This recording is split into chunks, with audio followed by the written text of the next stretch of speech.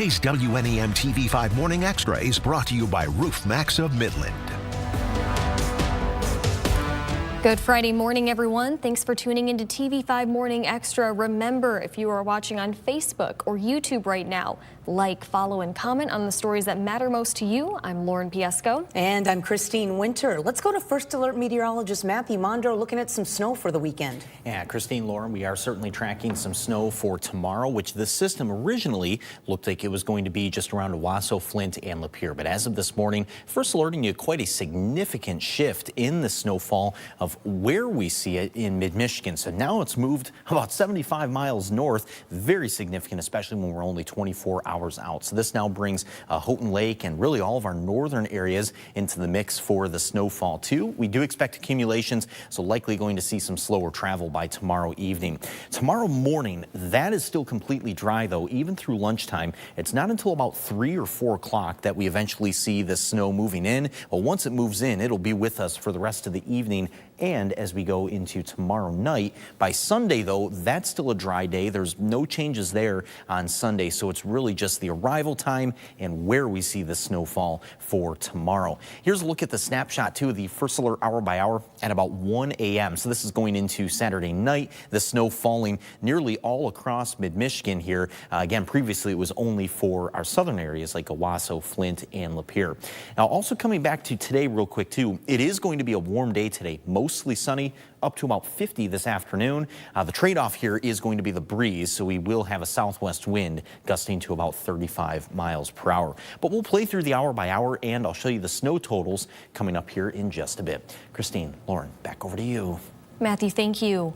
A quick traffic alert for drivers in Midland this week. East Ashman Street is closed right now for repairs. Crews will be doing work between Lawndale Drive and McGill Street.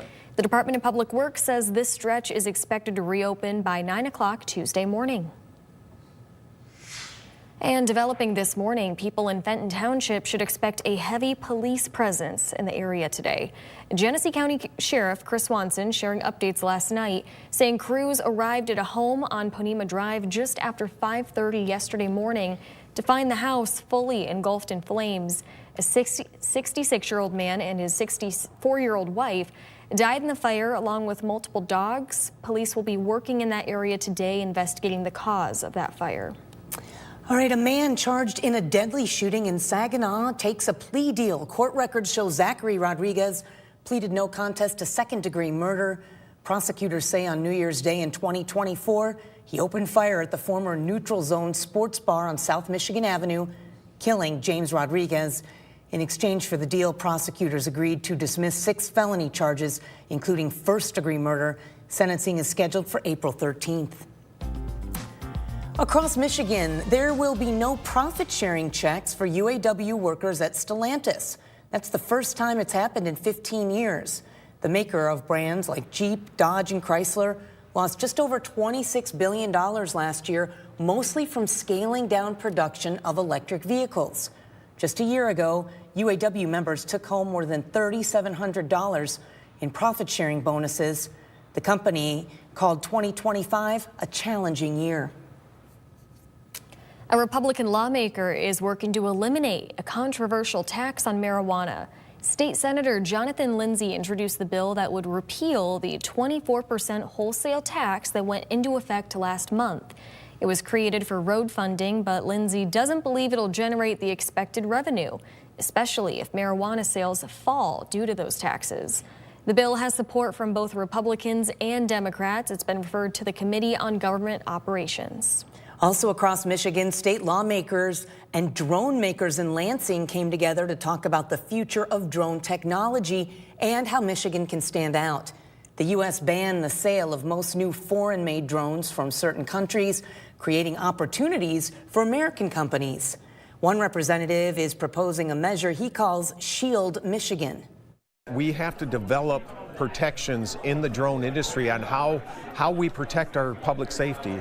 But we also have to make sure that the drone capability and technology is constantly improving, or else we're going to be left behind.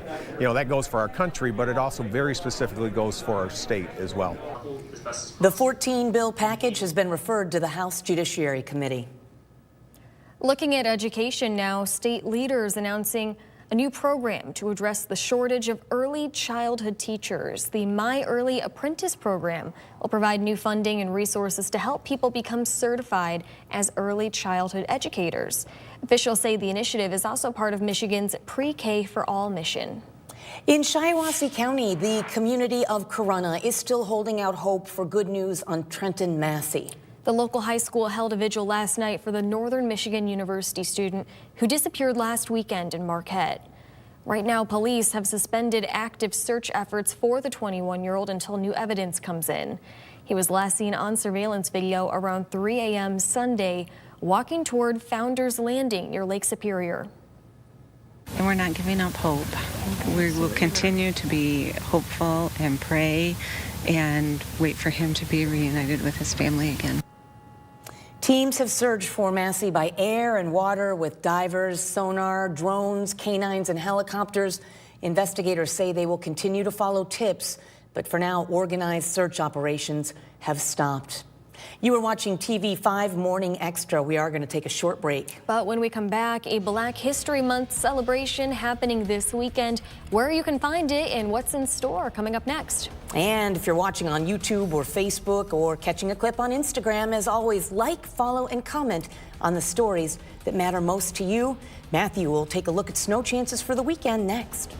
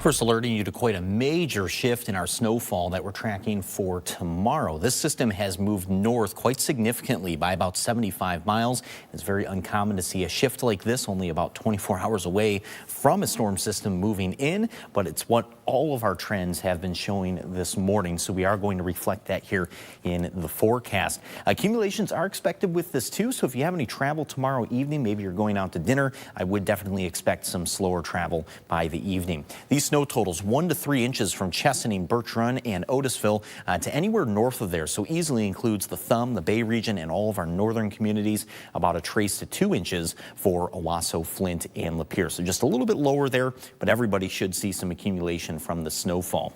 So here's this first alert hour by hour. Tomorrow morning, we'll start off the day dry. I've removed the cloud coverage from the hour by hour as well, just so you can see the snow a little bit easier.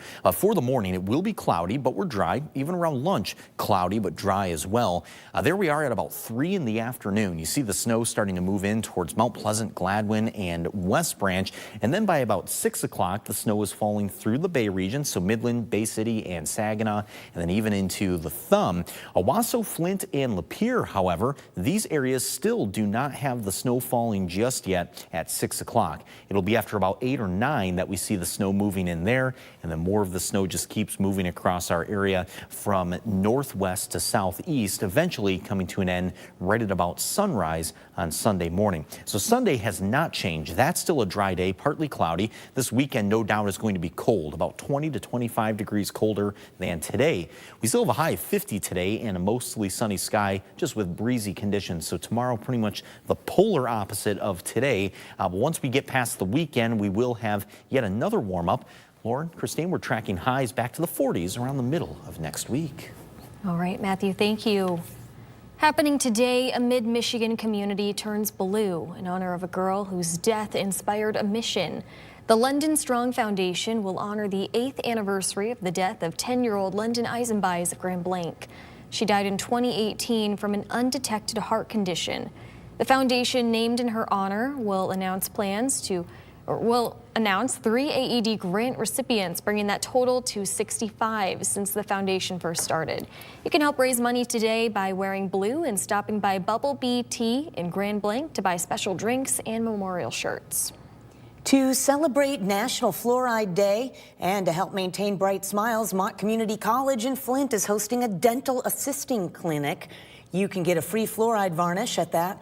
It's happening at Mott Memorial Building this morning from 10 to noon. Support local theater and check out a performance of the stage production of A Raisin in the Sun. The story of resilience follows a family who comes into money and must decide which of their dreams are worth fighting for. Performances begin tonight at 7:30 at the Midland Center for the Arts and run through Sunday. For more information and tickets, check out the hot link section on our website, WNEM.com. You can also join the Flint Institute of Art's Friends of Modern Art film screenings to see movies that might not be available to the community yet. Now, this weekend you can see The Secret Agent. It's a Brazilian film about a tech expert who tried to hide in his hometown but finds not everything is how he left it. The first showing starts at 7:30. For more information and future showings, go to hot links at WNEM.com.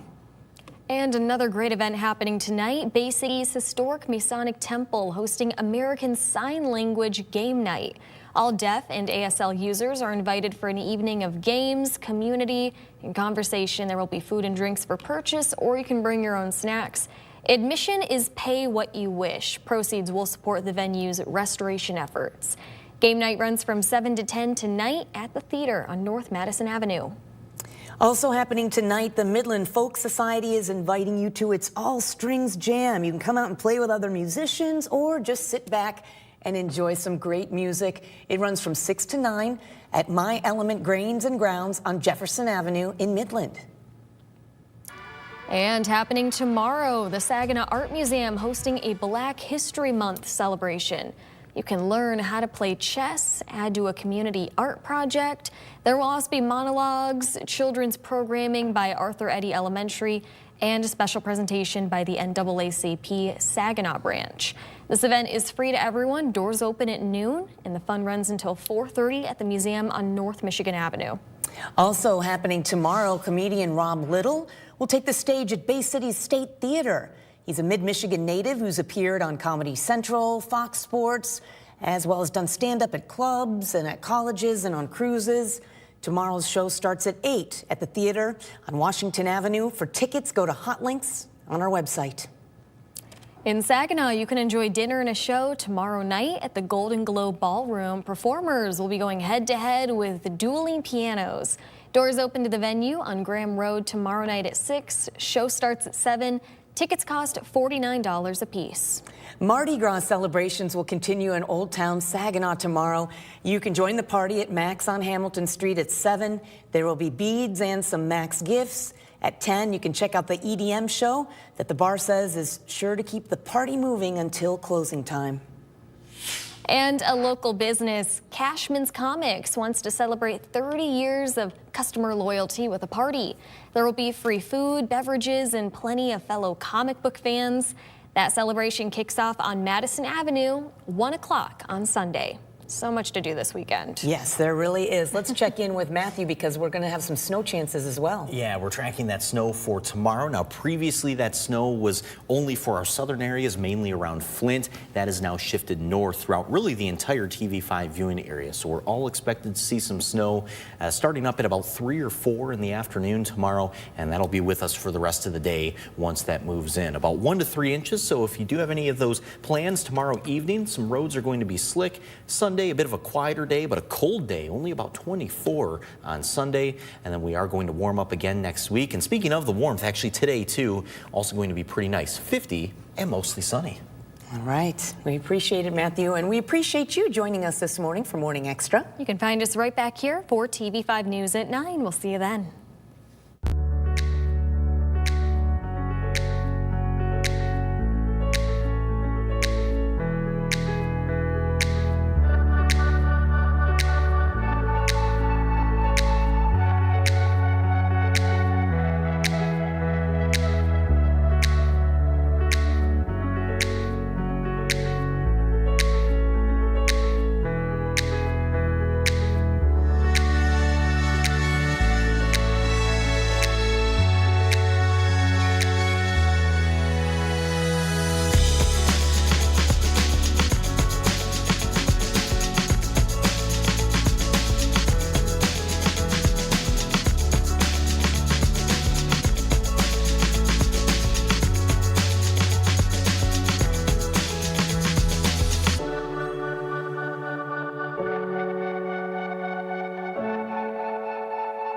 you.